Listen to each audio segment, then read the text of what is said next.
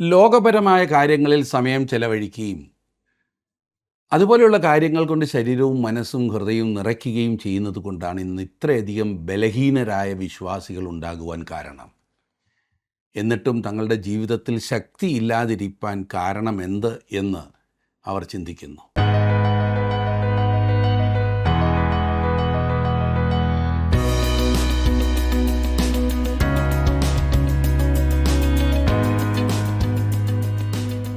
ജീവസന്ദേശത്തിലേക്ക് എല്ലാ പ്രിയപ്പെട്ടവർക്കും സ്വാഗതം. ഫിലിപ്പിയർക്ക് എഴുതിയ ലേഖനത്തിൻ്റെ പഠനം നിങ്ങളുടെ ജീവിതത്തിൽ ദൈവിക സമാധാനവും സന്തോഷവും സ്വസ്ഥതയും പ്രാപിക്കുവാൻ സഹായകരമായി എന്ന് ഞങ്ങൾ വിശ്വസിക്കുന്നു. നിങ്ങൾ ആദ്യമായിട്ടാണ് ഈ ക്ലാസ്സിൽ പങ്കെടുക്കുന്നതെങ്കിൽ മുൻ ദിവസങ്ങളുടെ ക്ലാസ്സുകൾ നിങ്ങൾക്ക് സോഷ്യൽ മീഡിയയിൽ ലഭ്യമാണെന്നുള്ള കാര്യം അറിയിക്കട്ടെ. ദൈവത്തിൻ്റെ ആത്മാവ് ഒരു ക്രിസ്തുവിശ്വാസിക്ക് നൽകുന്ന അഭൗമികമായ അനുഗ്രഹങ്ങളെക്കുറിച്ചാണ് കഴിഞ്ഞ ദിവസങ്ങളിൽ നമ്മൾ പഠിച്ചുകൊണ്ടിരുന്നത്. ഇത് വെറും അറിവല്ല, വിശ്വസിക്കുന്നവർക്ക് ആത്മാവും ജീവനുമായ വചനങ്ങളാകുന്നുവെന്ന് അനുഭവിച്ചറിയുവാൻ സാധിക്കും. ഞങ്ങൾ ആരുടെ അടുക്കൽ പോകും? നിത്യജീവൻ്റെ വചനങ്ങൾ അങ്ങയുടെ പക്കലുണ്ട് എന്നാകുന്നു ശിഷ്യനായിരിക്കുന്ന പത്രോസ് തൻ്റെ കർത്താവിനോട് പറഞ്ഞത്. ദൈവത്തിൻ്റെ വചനം വാഗ്ദത്തം ചെയ്യുന്ന എല്ലാ നന്മകളും അനുഭവിക്കുവാൻ കർത്താവ് നിങ്ങളെ സഹായിക്കട്ടെ. ഫിലിപ്പിയർക്ക് എഴുതിയ ലേഖനം 4-ാം അധ്യായം അതിൻ്റെ 8 മുതൽ 10 വരെയുള്ള വാക്യങ്ങൾ തുടർന്ന് നമ്മൾക്ക് ചിന്തിക്കാം.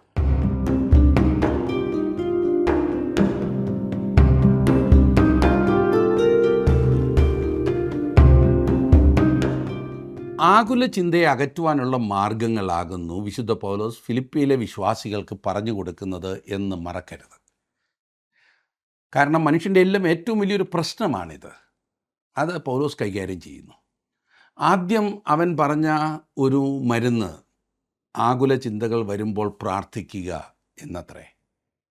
ശരിയായ പ്രാർത്ഥനയുണ്ടാകുമ്പോൾ ആകുല ചിന്ത പുറപ്പെടുവിക്കുന്ന നമ്മുടെ ഹൃദയങ്ങളെയും നനവുകളെയും നിയന്ത്രിച്ച് സകല ബുദ്ധിയും കവിയുന്ന ദൈവസമാധാനം അതിൽ നിറയുവാനിടയാകും. രണ്ടാമതായി, ആകുല ചിന്ത വരാതിരിക്കുവാൻ നാം നമ്മുടെ ചിന്തകൾ ശരിയാക്കണം. ചിന്തകൾ ഇവിടെ പൗലോസ് ഒരു നീണ്ട ലിസ്റ്റ് തന്നെ നൽകുന്നത് നാം കാണുന്നുണ്ട്. ഫിലിപ്പി ലേഖനം 4-ാം അധ്യായത്തിൻ്റെ 7-ാം വാക്യം വരെയാണ് നാം ചിന്തിച്ചത്. വളരെ ഹൃദയസ്പർശിയായ ഭാഗങ്ങളാണല്ലോ നാം കണ്ടുകൊണ്ടിരുന്നത്. പൗലോസ് ഫിലിപ്പിയിലെ വിശ്വാസികളോട് പറയുകയാണ്, ഒന്നിനെക്കുറിച്ചും വിചാരപ്പെടരുത് എന്ന്. മാത്രമല്ല, നിങ്ങൾ എല്ലാറ്റിലും പ്രാർത്ഥനയാലും അപേക്ഷയാലും ദൈവസന്നിധിയിലേക്ക് ചെല്ലണം. നിങ്ങളുടെ ആവശ്യങ്ങളെ ദൈവത്തോട് അറിയിക്കണം. അങ്ങനെ ചെയ്യുമെങ്കിൽ സകല ബുദ്ധിയും കവിയുന്ന ദൈവസമാധാനം നിങ്ങളുടെ ഹൃദയങ്ങളെയും നനവുകളെയും ക്രിസ്തു യേശുവിങ്കൽ കാക്കും എന്നാണ് നാം വായിച്ചത്. ഹൃദയങ്ങളെയും നനവുകളെയും എത്ര മനോഹരമായിട്ടാണ് ഇവിടെ പറഞ്ഞിരിക്കുന്നത്. ഇനിയും പൗലോസ് വേറൊരു വിഷയത്തിലേക്ക് വരികയാണ്. 8-ാം വാക്യത്തിൽ നാം വായിക്കുന്നത്, ഒടുവിൽ സഹോദരന്മാരെ, സത്യമായതൊക്കെയും ഘനമായതൊക്കെയും നീതിയായതൊക്കെയും നിർമ്മലമായതൊക്കെയും രമ്യമായതൊക്കെയും സൽകീർത്തിയായതൊക്കെയും സൽഗുണമോ പുകഴ്ചയോ അതൊക്കെയും ചിന്തിച്ചുകൊള്ളുവീൻ. ഒടുവിൽ സഹോദരന്മാരെ, 3-ാം അധ്യായത്തിൻ്റെ ഒടുവിൽ എൻ്റെ സഹോദരന്മാരെ എന്ന് പറഞ്ഞിരിക്കുന്നത് ഓർക്കുന്നുണ്ടല്ലോ. ഒടുവിൽ എൻ്റെ സഹോദരന്മാരെ. അപ്പോൾ വാസ്തവത്തിൽ ലേഖനത്തിൻ്റെ മധ്യഭാഗത്ത് പൗലോസ് എത്തിയിരുന്നതേ ഉള്ളൂ. എന്നാൽ ഇപ്പോൾ പൗലോസ് തൻ്റെ ലേഖനം അവസാനിപ്പിക്കുവാൻ പോവുകയാണ്. അവസാനമായുള്ള തൻ്റെ ഉപദേശങ്ങൾ ഫിലിപ്പിയിലെ വിശ്വാസികൾക്ക് പറഞ്ഞു കൊടുക്കുകയാണ് ഇവിടെ പൗലോസ് ചെയ്യുന്നത്. ക്രിസ്തുവിൻ്റെ ചുരുങ്ങിയ ജീവചരിത്രം ഈ വാക്യത്തിൽ കാണുവാൻ കഴിയും. ക്രിസ്തു സത്യമായവനാണ്. അവൻ വഴിയും സത്യവും ജീവനുമാണ്. സത്യസന്ധമായത് ഘനമായതൊക്കെയും എന്ന് തർജ്ജിമ ചെയ്തിരിക്കുന്നത് പരമാർത്ഥമായതൊക്കെയും എന്നാണ് ശരിയായി വിവർത്തനം ചെയ്യേണ്ടത്. പരമാർത്ഥമായതൊക്കെയും, യേശുക്രിസ്തുവാണ് പരമാർത്ഥി. പിന്നെ പറയുന്നത് നീതിയായതൊക്കെയും, നീതിമാനായവൻ എന്നാണ് യേശുവിൻ്റെ ഒരു പേര് തന്നെ. പിന്നെ പറയുന്നത് നിർമ്മലമായതൊക്കെയും, ഈ ഭൂമിയിൽ ജീവിച്ചിട്ടുള്ള മനുഷ്യരിൽ നിർമ്മലനായ ഒരേ ഒരു വ്യക്തി യേശു മാത്രമാണ്. നിങ്ങളിൽ ആർ എന്നെ പാപത്തെക്കുറിച്ച് ബോധം വരുത്തുമെന്ന് കർത്താവ് ആരോടാണ് ചോദിച്ചതെന്നറിയാമോ? തൻ്റെ ശത്രുക്കളോട്. ആർക്കെങ്കിലും പാപത്തെക്കുറിച്ച് അവന് ബോധം വരുത്തുവാൻ സാധിക്കുമായിരുന്നു എങ്കിൽ അപ്പോൾ അവിടെ കൂടിയിരുന്ന ജനങ്ങളിൽ ആർക്കെങ്കിലും കഴിയേണ്ടിയിരുന്നു. കാരണം അവർ അവനെ വെറുത്തിരുന്നു. എന്നാൽ ആർക്കും അതിന് കഴിഞ്ഞില്ല. യോഹന്നാൻ എഴുതിയ സുവിശേഷം 14-ാം അധ്യായത്തിൻ്റെ 30-ാം വാക്യത്തിൽ നാം വായിക്കുന്നു, ലോകത്തിൻ്റെ പ്രഭു വരുന്നു, അവൻ എന്നോട് ഒരു കാര്യവുമില്ല എന്ന്. നമ്മൾ എന്തെങ്കിലും കുറ്റം കണ്ടുപിടിക്കുവാനായി സാത്താൻ എപ്പോഴും ശ്രമിച്ചുകൊണ്ടിരിക്കുന്നു. എന്നാൽ യേശു കർത്താവിൽ ഒരു കുറവുമില്ലായിരുന്നു. എബ്രായ ലേഖനം 7-ാം അധ്യായത്തിൻ്റെ 26-ാം വാക്യത്തിൽ അവൻ പവിത്രനായിരുന്നു, നിർദോഷൻ, പാപികളോട് വേർവിട്ടവൻ എന്ന് എബ്രായ ലേഖൻ വിശദീകരിക്കുന്നത് നാം കാണുന്നു. പിന്നെ പൗലോസ് പറയുന്നത് രമ്യമായതൊക്കെയുമെന്ന് നാം വായിക്കുമ്പോൾ അവൻ കൃപയുള്ളവനായിരുന്നു എന്ന അർത്ഥമാണ് ഇവിടെ കാണുന്നത്. സൽഗുണം, ഇത് ശക്തിയെയും ധൈര്യത്തെയും ആശ്രയിക്കുന്ന കാര്യമാണ്. അവൻ ധൈര്യശാലിയായ വ്യക്തിയും ഒരു യഥാർത്ഥ മനുഷ്യനുമായിരുന്നു. അവൻ നമ്മുടെ മനുഷ്യത്വത്തെ തൻ്റെ മേൽ ഏറ്റെടുത്തു. പിന്നെ നാം വായിക്കുന്നു, പുകഴ്ചയോ അതൊക്കെയും. അവനെ ഇന്ന് നമുക്ക് പുകഴ്ത്തുവാനും ആരാധിക്കുവാനും കഴിയും. മലീമസമായ ഒരു ലോകത്തിലാണ് ഞാനും താങ്കളും ഇന്ന് ജീവിക്കുന്നത്. നമ്മെ തന്നെ അശുദ്ധമാക്കാതെ നമ്മുടെ തെരുവുകളിൽ കൂടി നടക്കുവാൻ പോലും നമുക്കിന്ന് കഴിയില്ല. നമ്മുടെ മനസ്സും കണ്ണുകളും മലിനമായിത്തീരുന്നു. ഈ അശുദ്ധിയെക്കുറിച്ച് താങ്കൾ പ്രയാസപ്പെട്ടിട്ടുണ്ടോ? ലോകജാതിയിൽ ഭൂരിഭാഗവും തങ്ങളെ തന്നെ മലിനത, അശുദ്ധി, അക്രമം എന്നിവ കൊണ്ട് നിറച്ചിരിക്കുകയാണ്. എന്നാൽ ഒരു ക്രിസ്തുവിശ്വാസി തൻ്റെ സമയത്തെ ഈ ലോകപരമായ അശുദ്ധിയും മലിനതയും അശുദ്ധമായ കാര്യങ്ങൾക്കായി വിനിയോഗിക്കുന്നു എങ്കിൽ ആ വ്യക്തിയുടെ ജീവിതത്തിൽ ശക്തി ഉണ്ടായിരിക്കുകയില്ല. ലോകപരമായ കാര്യങ്ങളിൽ സമയം ചെലവഴിക്കുകയും ലോകപരമായ കാര്യങ്ങൾ കൊണ്ട് ശരീരവും മനസ്സും ഹൃദയവും നിറയ്ക്കുകയും ചെയ്യുന്നത് കൊണ്ടാണ് ഇന്ന് ഇത്രയധികം ബലഹീനരായ ക്രിസ്തുവിശ്വാസികൾ ഉണ്ടാകുവാൻ കാരണമായത്. എന്നിട്ടും തങ്ങളുടെ ജീവിതത്തിൽ ശക്തിയില്ലാതിരിക്കാൻ കാരണം എന്ത് എന്ന് അവർ ചിന്തിക്കുന്നു. നമുക്കിന്നൊരു കൃപാസനത്തിൻ്റെ ആവശ്യമുണ്ട്. നമ്മുടെ മനസ്സിനെ ശുദ്ധമാക്കുവാൻ കഴിയുന്ന ഒന്നിനെക്കുറിച്ച് ചിന്തിപ്പാൻ നമുക്കുണ്ടായിരിക്കണം. ചിന്തിക്കുവാൻ ഉതകുന്ന ചില ചോദ്യങ്ങൾ ഞാൻ പറയാം. ദൈവവചന ധ്യാനത്തിനായി നിങ്ങൾ എത്ര സമയം ചെലവഴിക്കുന്നുണ്ട്? ക്രിസ്തുവിനെ ധ്യാനിക്കുന്നതിൽ നിങ്ങൾ എത്രമാത്രം സമയം ചെലവഴിക്കുന്നുണ്ട്? നാം കൊരിന്ഥി ലേഖനത്തിൽ വായിക്കുന്നുണ്ട്, എന്നാൽ മൂടുപടം നീങ്ങിയ മുഖത്ത് കർത്താവിൻ്റെ തേജസ്സിനെ കണ്ണാടി പോലെ പ്രതിബിംബിക്കുന്നവരായി നാം എല്ലാവരും ആത്മാവാകുന്ന കർത്താവിൻ്റെ ദാനമായി തേജസ്സിന്മേൽ തേജസ് പ്രാപിച്ച അതേ പ്രതിമയായി രൂപാന്തരപ്പെടുന്നു എന്ന് കൊരിന്ത്യർക്ക് എഴുതിയ 2-ാം ലേഖനം 3-ാം അധ്യായത്തിൻ്റെ 18-ാം വാക്യമാണത്. ദൈവവചനം ഒരു മുഖക്കണ്ണാടി പോലെയാണ്. അതിൽ നമുക്ക് കർത്താവിൻ്റെ തേജസ് കാണുവാൻ കഴിയും. നിങ്ങൾക്ക് ജീവനുള്ള ക്രിസ്തുവിനെ കാണുവാനുള്ള ഏക മാർഗം ദൈവത്തിൻ്റെ വചനമാണ്. അവനെ കണ്ടു കഴിയുമ്പോൾ വേറെ ഒരു വിശ്വാസത്തിലും നിങ്ങൾക്ക് ലഭ്യമല്ലാത്ത സ്വാതന്ത്ര്യവും വളർച്ചയുടെ അനുഭവവും അവൻ നിങ്ങൾക്ക് നൽകും. നാം നമ്മുടെ മനസ്സിൽ സ്ഥാപിക്കുന്നത് എന്തോ അതിനെ ആശ്രയിച്ചായിരിക്കും നമ്മുടെ വാക്കുകളും പ്രവർത്തനങ്ങളും ഒക്കെ. സത്യമായതുകൊണ്ടും മാന്യമായതുകൊണ്ടും നീതിയായതുകൊണ്ടും വിശുദ്ധമായതുകൊണ്ടും സുന്ദരമായതുകൊണ്ടും ആകർഷകമായതുകൊണ്ടും ഹിതകരമായതുകൊണ്ടും ഉത്കൃഷ്ടമായതുകൊണ്ടും പ്രശംസാർഹമായതുകൊണ്ടും നാം നമ്മുടെ മനസ്സിനെ ക്രമപ്പെടുത്തി വെക്കണം എന്ന് പൗലോസ് പറയുന്നു. അങ്ങനെയാകുന്നുവെങ്കിൽ നാമൊക്കെ എത്ര ഭാഗ്യവാന്മാരായിരുന്നല്ലേ? സത്യമായത്, മാന്യമായത്, നീതിയായത്, വിശുദ്ധമായത്, സുന്ദരമായത്, ആകർഷകമായത്, ഹിതകരമായത്, ഉത്കൃഷ്ടമായത്, പ്രശംസാർഹമായത്. അശുദ്ധമായ ചിന്തകളാലും ദിവാസ്വപ്നങ്ങളാലും താങ്കൾ വലയാറുണ്ടോ? അങ്ങനെയെങ്കിൽ ടി വിയിൽ കൂടെയോ സോഷ്യൽ മീഡിയയിൽ കൂടെയോ പുസ്തകങ്ങളിലൂടെയോ മാസികകളിലൂടെയോ സംസാരത്തിലൂടെയോ താങ്കൾ സാധാരണ മനസ്സിൽ കടത്തുന്നത് എന്തൊക്കെയാണെന്ന് പരിശോധിക്കുക. വഴിയിൽ കാണുന്ന പരസ്യങ്ങൾ പോലും ദുഷിപ്പിക്കുന്നവയാണെന്ന് ഞാൻ പറഞ്ഞല്ലോ. ദോഷകരമായ കാര്യങ്ങളെ പൂർണ്ണമായവ കൊണ്ട് മാറ്റുക. വേറൊരു കാര്യം കൂടി നിങ്ങൾ ഇവിടെ ചിന്തിക്കുവാൻ ഞാൻ പറയട്ടെ. ഇവിടെ പറഞ്ഞിരിക്കുന്ന ഈ ലിസ്റ്റ് ദൈവവചനത്തെ നിർവചിക്കുന്നതും കൂടിയാകും. നിങ്ങൾ ശ്രദ്ധിച്ചോ? ദൈവവചനം സത്യമാകും. നാം യോഹന്നാൻ എഴുതിയ സുവിശേഷം 17-ാം അധ്യായത്തിൽ പ്രത്യേകം കർത്താവ് അത് പറഞ്ഞിരിക്കുന്നത് കാണും. ദൈവവചനം ഘനമുള്ളതാകുന്നു. ദൈവവചനം നീതിയാകുന്നു. ദൈവവചനം രമ്യമാകുന്നു, സൽകീർത്തിയാകുന്നു, സൽഗുണമാകുന്നു, പുകഴ്ചയാകുന്നു എന്ന് പറഞ്ഞാൽ ആകുല ചിന്തയില്ലാത്ത ഒരു മനസ്സുണ്ടാകണമെങ്കിൽ നാം നമ്മുടെ മനസ്സിനെ ദൈവവചനം കൊണ്ട് നിറയ്ക്കണം. ദൈവവചനം വായിക്കുകയും പ്രാർത്ഥിക്കുകയും ചെയ്യാം. നല്ലതും വിശുദ്ധമായതിലും ചിന്ത കേന്ദ്രീകരിക്കുവാൻ സഹായിക്കണേ എന്ന് ദൈവത്തോട് പ്രാർത്ഥിക്കുക. ദൈവവചനം നാം എത്രമാത്രം നമ്മുടെ മനസ്സിൽ നിറയ്ക്കുന്നുവോ അത്രമാത്രം ആകുല ചിന്തയിൽ നിന്നും നമുക്ക് മോചനം ലഭിക്കുകയാണ് ചെയ്യുന്നത്. ഇതിന് അല്പം പരിശ്രമം ആവശ്യമാണ്, എന്നാൽ സാധിക്കാവുന്നതേ ഉള്ളൂ. ഈ കാര്യത്തിൽ ശക്തിയോടെ മുന്നേറുവാൻ നമ്മെ സഹായിക്കുന്നത് ദൈവത്തിൻ്റെ വചനമാണ്. ദൈവവചനത്തിലെ അജ്ഞതയാണ് ജനങ്ങളെ ആകെ തെറ്റിക്കുന്നത്. ചില ക്രിസ്തു വിശ്വാസികൾക്ക് തെറ്റും ശരിയും തിരിച്ചറിയാൻ കഴിയാതെ പോകുന്നു എന്നത് വളരെ ദുഃഖകരമാണ്. വിശ്വാസത്തിൻ്റെ ഒരേ കാറ്റിൽ അവർ ആടിപ്പോകുന്നു. ആടി ഉഴലുന്നു എന്നാണല്ലോ പറയുന്നത്. ദൈവവചനത്തെക്കുറിച്ചുള്ള അജ്ഞതയാണ് ഇതിൻ്റെ എല്ലാം കാരണം എന്ന് ഞാൻ വിശ്വസിക്കുന്നു. ക്രിസ്ത്യ ജീവിതത്തിൽ വിജയവും ശക്തിയും പ്രാപിക്കണമെന്നുണ്ടെങ്കിൽ ക്രിസ്തുവിനെ ദൈവവചനത്തിൽ കൂടി ധ്യാനിക്കേണ്ടത് ആവശ്യമാണ്. ദൈവവചനത്തിന് മാത്രമേ താങ്കളെ ശക്തീകരിക്കുവാൻ കഴിയൂ. അതുകൊണ്ടാണ് ഞങ്ങൾ സമയമെടുത്ത് ഇത് പഠിപ്പിക്കുവാനായി ശ്രദ്ധിക്കുന്നത്. നിങ്ങൾ ശാരീരികമായി ബലഹീനനായിരിക്കുമ്പോൾ നിങ്ങൾക്ക് ശാരീരികമായി ആഹാരം ആവശ്യമാണല്ലേ? അതേപോലെ ആത്മീയമായി നമുക്ക് ലഭിക്കുന്ന ആഹാരമാണ് ദൈവത്തിൻ്റെ വചനം.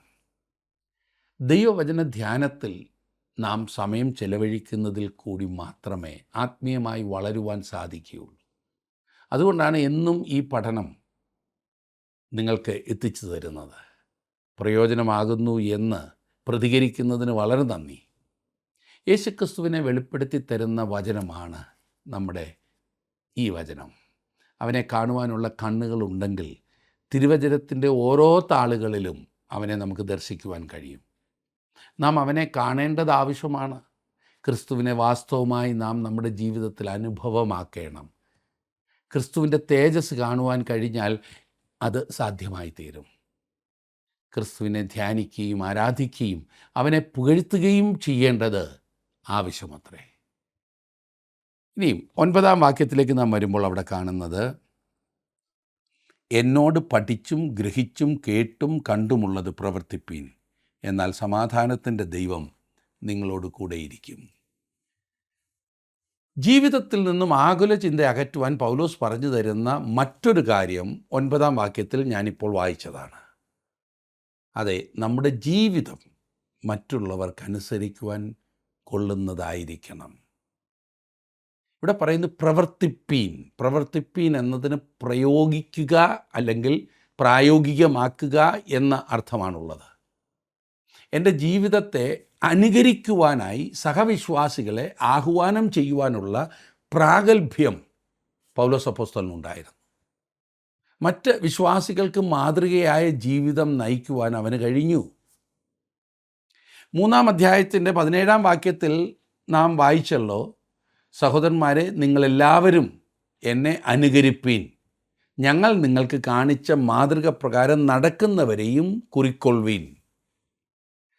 വിശുദ്ധ പൗലോസ് എല്ലായ്പ്പോഴും യേശുക്രിസ്തുവിനെ മാതൃകയാക്കി ജീവിക്കുകയും പ്രവർത്തിക്കുകയും ചെയ്യുവാൻ ശ്രമിച്ചിരുന്നത് കൊണ്ടാണ് എന്നെ അനുകരിപ്പീൻ എന്ന് പറയുവാൻ കഴിഞ്ഞത്. നിങ്ങൾ അവിടുത്തെ കാൽച്ചുവടുകളെ പിന്തുടരുവാൻ ഒരു മാതൃക അവൻ വെച്ചേച്ചു പോയിരിക്കുന്നു. ഇതാണ് പത്രോസ് തൻ്റെ 1-ാമത്തെ ലേഖനം 2-ാം അധ്യായത്തിൻ്റെ 21-ാം വാക്യത്തിൽ പറഞ്ഞത്. അവൻ്റെ കാൽച്ചുവടുകളെ പിന്തുടരുവാൻ ഒരു മാതൃക. കർത്താവിനെ മാതൃകയാക്കിക്കൊണ്ട് മുൻപോട്ട് പോകണമെന്നത്രേ എബ്രായ ലേഖന കർത്താവും നമ്മെ ഉദ്ബോധിപ്പിക്കുന്നത്.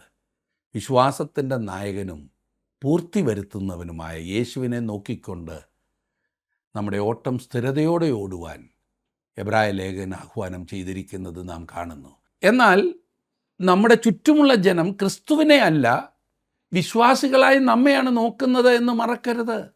അവർക്ക് മാതൃകയായി അനുകരിപ്പാൻ കഴിയാത്ത ജീവിതമാണോ നാം ഇന്ന് നയിച്ചുകൊണ്ടിരിക്കുന്നത് എന്ന് നമുക്ക് നമ്മെ തന്നെ പരിശോധിക്കണം. പൗലോസ് പറയുന്നത്, എന്നോട് പഠിച്ചും എന്നോട് ഗ്രഹിച്ചും എന്നിൽ നിന്ന് കേട്ടുമുള്ളത് പ്രായോഗികമാക്കുവീൻ എന്ന്.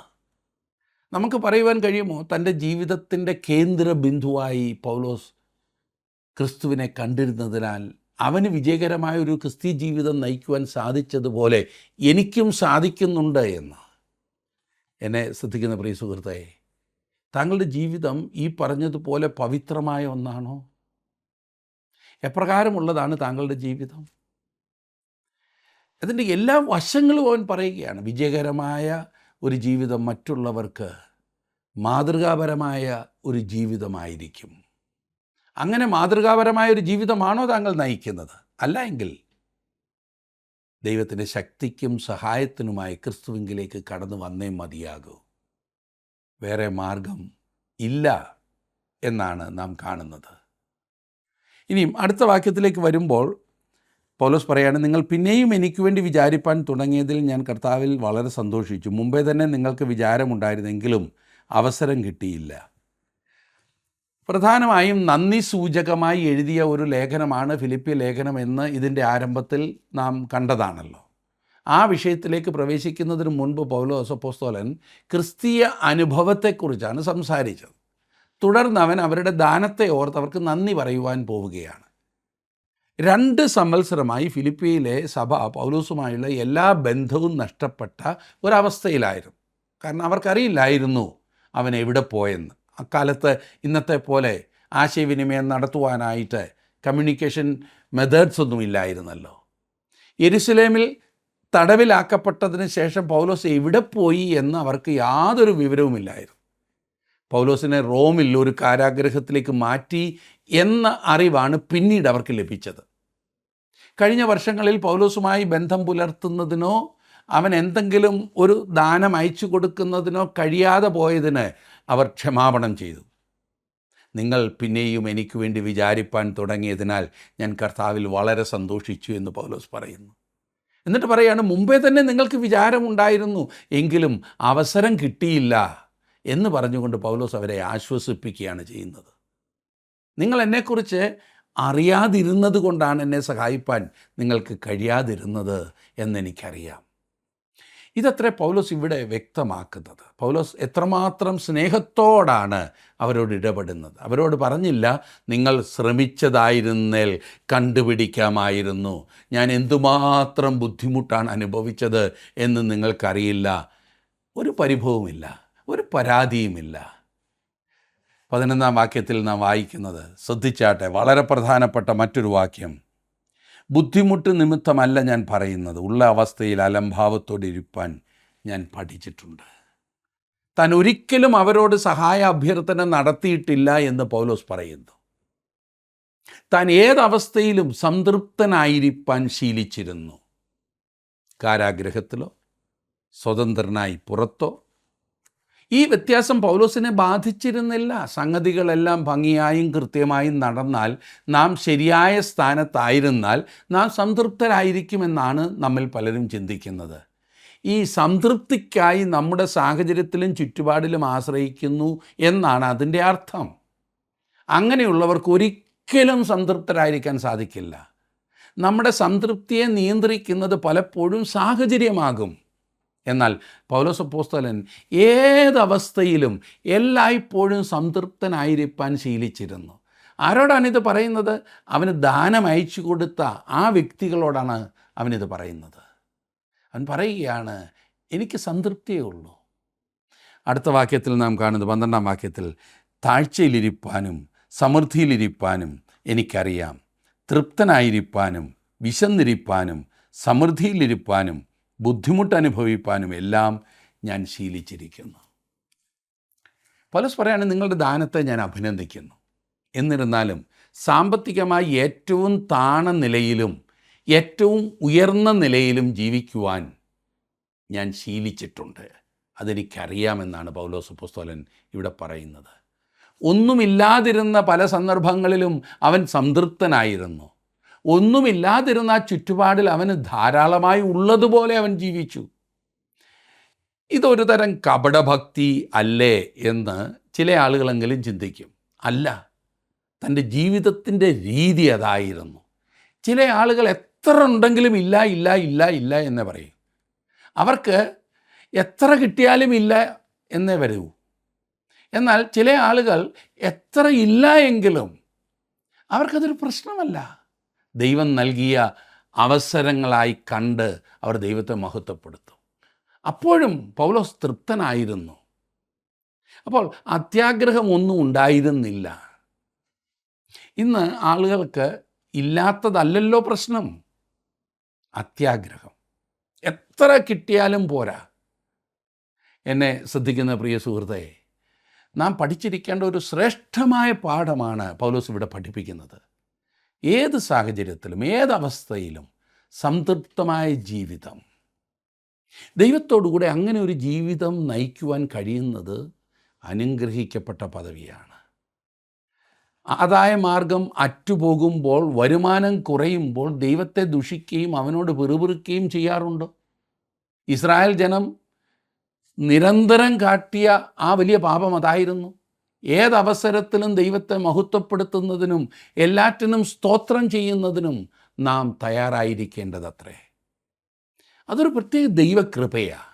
അതിനുവേണ്ടി പ്രാർത്ഥിക്കണം. അത് വളരെ വളരെ പ്രധാനപ്പെട്ടതായ ഒരു കാര്യമാണ്. പലപ്പോഴും നാം അങ്ങനെ തയ്യാറാകാതിരിക്കുന്നത് കൊണ്ട് പിറുപിറുപ്പുണ്ടാകുന്നു. എന്തെങ്കിലും ഇല്ല എന്ന ഒരവസ്ഥ വന്നു കഴിയുമ്പോഴേക്കും നാം എന്തുമാത്രം പിറുപിറുക്കും, അങ്ങ് ഡെസ്പറേറ്റ് ആകും. പൗലോസ് പറയും, താഴ്ചയിലിരിപ്പാനും സമൃദ്ധിയിലിരിപ്പാനും തൃപ്തനായിരിക്കാനും വിശന്നിരിപ്പാനും ബുദ്ധിമുട്ട് അനുഭവിപ്പാനും എല്ലാം ഞാൻ ശീലിച്ചിരിക്കുന്നു. നാം നമ്മുടെ സാഹചര്യങ്ങൾക്കനുസരിച്ച് പൊങ്ങിയും താണും ദൈവത്തെ സേവിക്കുന്നവരാകരുത്. നാം സാഹചര്യങ്ങൾക്കതീതമായി ദൈവത്തെ സ്നേഹിക്കുകയും സേവിക്കുകയും ചെയ്യുന്നവരാകണം. ഈ പൗലോസിൻ്റെ മാതൃക നമ്മുടെയൊക്കെ ദൈനംദിന ജീവിതത്തിൽ നാം പ്രവൃത്തിപഥത്തിൽ കൊണ്ടുവരണം. അതെ, നമ്മുടെ മനോഭാവം എങ്ങനെയുണ്ട്? ഈ ആകുല ചിന്തയിൽ നിന്നും വിടുതൽ പ്രാപിക്കുവാൻ പൗലോസ് പറഞ്ഞു തരുന്ന ഈ മനോഹരമായ പാഠങ്ങൾ നാം കേട്ടുമറക്കുകയല്ല വേണ്ടത്, ജീവിതത്തിൽ അനുവർത്തിക്കുകയാണ് വേണ്ടത്. അതെ, സംതൃപ്തിയുള്ളൊരു ജീവിതം, ഏതവസ്ഥയിലും ദൈവത്തിന് നന്ദി കരേറ്റുന്ന ഒരു ജീവിതം. നമ്മുടെ പൂർവ്വപിതാക്കന്മാർ പലരും ജീവിച്ച ജീവിതം അതായിരുന്നു. അവർക്ക് ധാരാളം ഉണ്ടായിരുന്നു എന്നതായിരുന്നില്ല അവരുടെ ജീവിതത്തിൻ്റെ അനുഗ്രഹം. പിന്നെയോ ഒന്നുമില്ലാതിരുന്ന അവസ്ഥയിലും അവർ സന്തുഷ്ടരായിരുന്നു, സംതൃപ്തരായിരുന്നു, അത്യാഗ്രഹമില്ലായിരുന്നു. ഇന്ന് തലമുറകൾക്ക് വളരെയേറെയുണ്ട്, പക്ഷേ പിതാക്കന്മാർക്കുണ്ടായിരുന്ന സംതൃപ്തി നഷ്ടപ്പെട്ടു പോയി. താങ്കളുടെ ജീവിതത്തെ ഒന്ന് പരിശോധിച്ചാട്ടെ. ദൈവം തീർച്ചയായിട്ടും ആ ദൈവകൃപ നിങ്ങൾക്ക് നൽകും. ആഗ്രഹിക്കുന്നവരെ അവൻ തൃപ്തിപ്പെടുത്തും എന്ന ദൈവവചനം ഇവിടെ നമുക്ക് ഉപയോഗിക്കാൻ സാധിക്കും. അതിനായിട്ട് ദൈവകരങ്ങളിലേക്ക് സമർപ്പിച്ചാട്ടെ. ദൈവം നിങ്ങളെ അനുഗ്രഹിക്കും. നമ്മുടെ സമയത്തെ അപഹരിക്കുവാൻ നിരവധി കാര്യങ്ങളുള്ള ഒരു കാലഘട്ടത്തിലാണല്ലോ ഞാനും നിങ്ങളും ജീവിക്കുന്നത്. സമയത്തിൻ്റെ വിലയെക്കുറിച്ച് ചിന്തയില്ലാതെ തങ്ങളുടെ ജീവിതത്തിൻ്റെ വിലയേറിയ സമയങ്ങളെ യാതൊരു പ്രയോജനവുമില്ലാത്ത കാര്യങ്ങൾക്ക് വേണ്ടി മനുഷ്യൻ ചെലവഴിച്ചുകൊണ്ടിരിക്കുന്നു. നിത്യമായ, സത്യമായ, ഘനമേറിയ കാര്യങ്ങളെക്കുറിച്ചാണ് ദൈവത്തിന് നമ്മോട് പറയുവാനുള്ളത്. ദൈവത്തിൻ്റെ ശബ്ദത്തിനു വേണ്ടി കാതോർക്കുന്ന മനുഷ്യൻ ഭാഗ്യവാനാണ്. യഹോവയുടെ ന്യായപ്രമാണത്തിൽ സന്തോഷിച്ച് അവിടുത്തെ ന്യായപ്രമാണത്തെ രാപ്പകൽ ധ്യാനിക്കുന്ന മനുഷ്യൻ ഭാഗ്യവാൻ. യഹോവയുടെ ന്യായപ്രമാണത്തിൽ സന്തോഷിച്ച് അവിടുത്തെ ന്യായപ്രമാണത്തെ രാപ്പകൽ ധ്യാനിക്കുന്ന മനുഷ്യൻ ഭാഗ്യവാൻ. അവൻ ആറ്റരികത്ത് നട്ടിരിക്കുന്നതും തക്കകാലത്ത് ഫലം കായ്ക്കുന്നതും ഇലവാടാത്തതുമായ വൃക്ഷം പോലെയിരിക്കും. അവൻ ചെയ്യുന്നതൊക്കെയും സാധിക്കും എന്നാകുന്നു ദൈവഭക്തനായ പാട്ടുകാരൻ പാടുന്നത്. ദൈവത്തിൻ്റെ വചനം പറയുന്നു, ലോകവും അതിൻ്റെ മോഹവും ഒഴിഞ്ഞു പോകുന്നു. ദൈവ ഇഷ്ടം ചെയ്യുന്നവനോ എന്നേക്കും ഇരിക്കുന്നു. ദൈവ ഇഷ്ടം ചെയ്ത് വാഗ്ദത്തം പ്രാപിക്കുവാൻ ദൈവം നമ്മെ ഓരോരുത്തരെയും സഹായിക്കട്ടെ.